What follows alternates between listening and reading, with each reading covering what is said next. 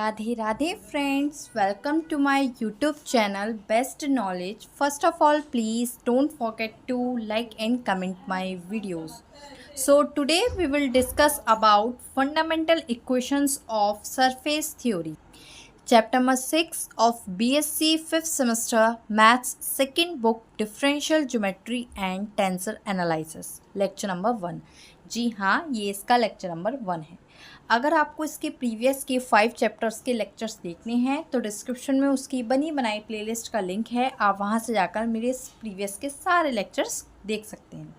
साथ ही यदि आपको इसके फर्स्ट बुक के लेक्चर्स देखने हैं सो फर्स्ट बुक के लेक्चर्स देखने के लिए डिस्क्रिप्शन में बनी बनाई प्लेलिस्ट का लिंक है, उसी में ही फर्स्ट बुक के जितने भी चैप्टर्स हैं, टॉपिक्स हैं, उन सब के वीडियोस और लेक्चर्स उसी प्लेलिस्ट में ऐड हैं। तो अगर आपको फर्स्ट बुक के देखने हैं तो वो आपको मिल जाएंगे।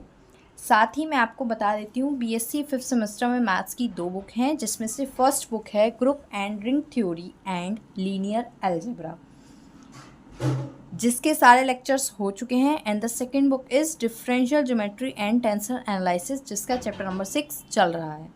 ठीक है, इसके सिवा यदि आप कोई अदर सेमेस्टर के हैं, it means BSc first, second, third, fourth semester के हैं, तो आपको उनके भी वीडियोस मैथ्स के, फिज़िक्स के, केमिस्ट्री के मेरे चैनल पर मिल जाएंगे। आप देख सकते हैं जिस भी टॉपिक पर आपको देखना है।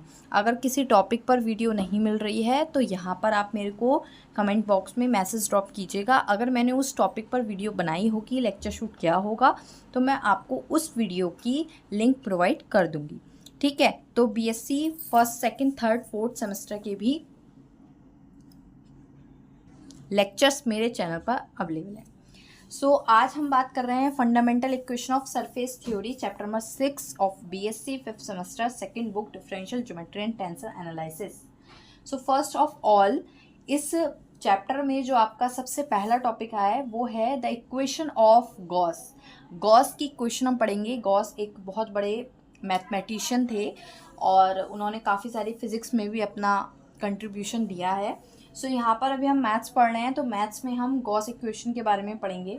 इस चैप्टर में फंडामेंटल इक्वेशन का मतलब ही ये है, यहाँ पर हम काफ़ी सारे इक्वेशंस पढ़ेंगे, जिसमें से गॉस इक्वेशन भी एक फंडामेंटल इक्वेशन है सरफेस की। ठीक है, तो first of all we will discuss about the equation of Gauss. देखिएगा फ्रेंड्स, मैंने यहाँ पर कुछ लिखा है, इसकी definition, the equation of Gauss are given by the following partial differential equation. It means जो गॉस की इक्वेशन है वो ये जो मैं अभी यहाँ पर आपको बताऊंगी पार्शियल डिफरेंशियल इक्वेशन होगी। देखिए जैसे R11 equals to LN cap plus small LR plus lambda R2, ये R1 ये R2। देखिए R जो है यहाँ पर सरफेस जो है आपका उसका पोजीशन वेक्टर है R, जो कि आप पढ़ते आ रहे हैं। R11 का मतलब है R का ही डिफ्रेंशिएशन किया है। 11 का मतलब है यहाँ पर 2 बार डिफ्रेंशिएशन किया गया है, ठीक है, x के रिस्पेक्ट में। तो इसकी जो वैल्यू है वो कितनी है, LN cap plus LR1 plus lambda R2। इसी तरह से R12 मिलेगा आपको, यानी कि पहले R का x के रिस्पेक्ट में डिफ्रेंशिएशन किया है, फिर y के रिस्पेक्ट में डिफ्रेंशिएशन किया है। क्या होगा, MN cap plus small m R1 plus mu R2। अब R22 यानी कि R का 2 बार y के रेस्पेक्ट में डिफ्रेंशिएशन किया है, N cap plus small n R1 plus एक कांस्टेंट लिया है v, यहाँ पर लैम्डा लिया, म्यू लिया, अब हम v ले रहे हैं। ये लैम्डा, म्यू और v कांस्टेंट है। R2, ये तीनों इक्वेशंस हैं जो कहलाती हैं गॉस इक्वेशंस। ठीक है, द इक्वेशन ऑफ गॉस।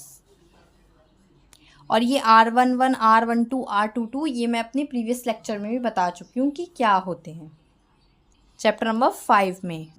देखिए फ्रेंड्स, यहाँ पर आपको कन्फ्यूज़न नहीं हो इसलिए मैंने लिख भी दिया है, where L, M, N, lambda, mu, V are called Christoffel symbols. It means यहाँ पर L, M, N और लैम्डा, म्यू, V को हम क्रिस्टोफल सिम्बल्स कहते हैं, या फिर कहते हैं गॉस कोफिशिएंट। गॉस की इक्वेशन है इसलिए हम इसको कह सकते हैं गॉस कोफिशिएंट।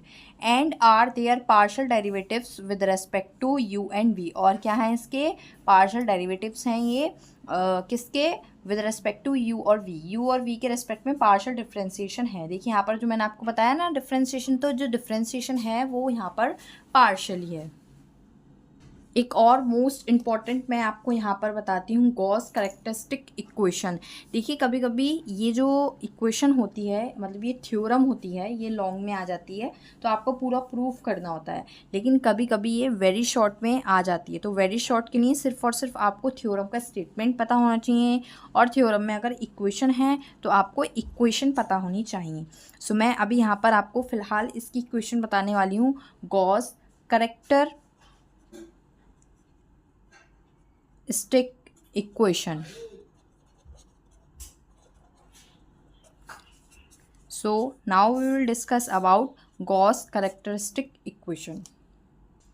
तो देखिएगा फ्रेंड्स, मैंने यहाँ पर इसकी इक्वेशन नोट की है, आइए इसको पढ़ते हैं और समझते हैं।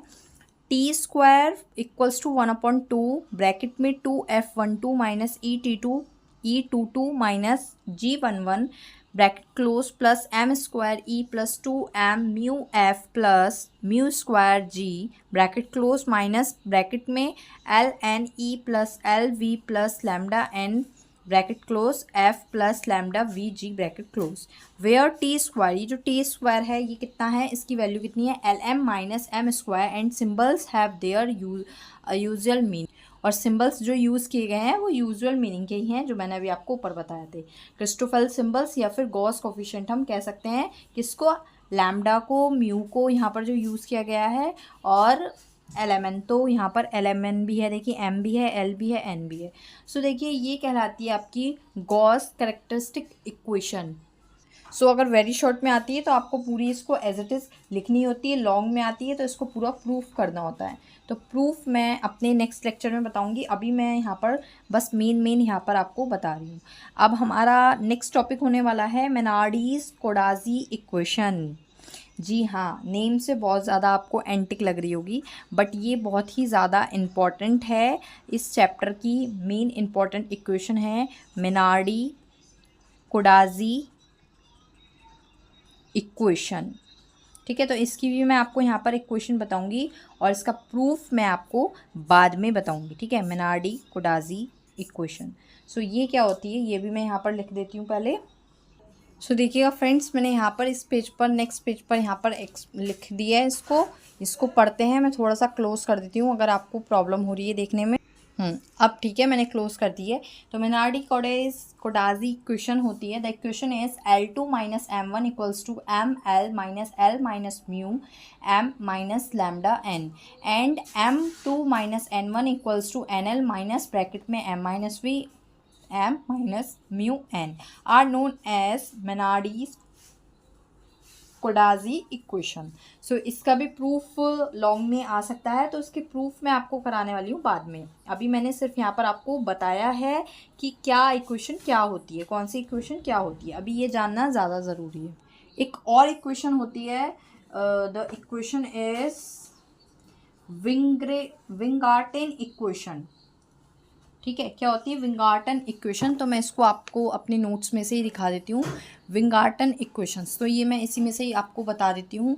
Since the vector n is of unit modulus, एक यूनिट मॉड्यूलस का वेक्टर है n, hence its derivative n1, उसका डेरिवेटिव कितना होगा n1 del n by del v। देखिए n1 जो है वो डेरिवेटिव है लेकिन पार्शियल डेरिवेटिव है और विद रिस्पेक्ट टू v है, तो del n by del v and n2 del n by del v, और एक और उसका डिफ्रेंसिएशन है n2 del n by del v at perpendicular to n1 and n2। किस पर परपेंडिकुलर है, n1 और n2 पर।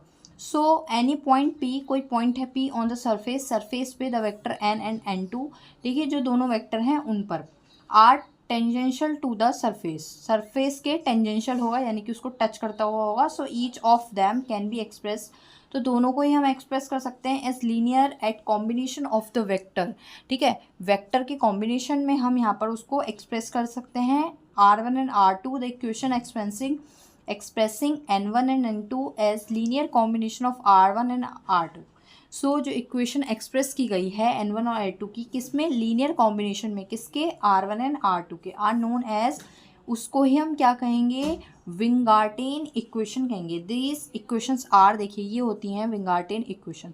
तो आप यहाँ पर, इसकी डेफिनेशन थी तो मैंने आपको यहाँ पर प्रॉपर्ली अपने नोट्स में से ही बता दी है पूरी डेफिनेशन, ठीक है। H2N1 इक्वल्स टू के FM minus DL R1 plus FL minus EM R2 and H2N2 equals to FN minus DMR1 plus FN minus ENR2 when lines of curvature are parametric curves. जो lines of curvature हैं वो कैसे होंगे, parametric curve. और lines of curvature मैं अपने previous lecture में बता चुकी हूँ क्या होते हैं, ठीक है। Then the Weingarten equation are N1 equals to k, N1 बचेगा केवल EL upon ER1 and N2 is equals to minus k N upon GR2।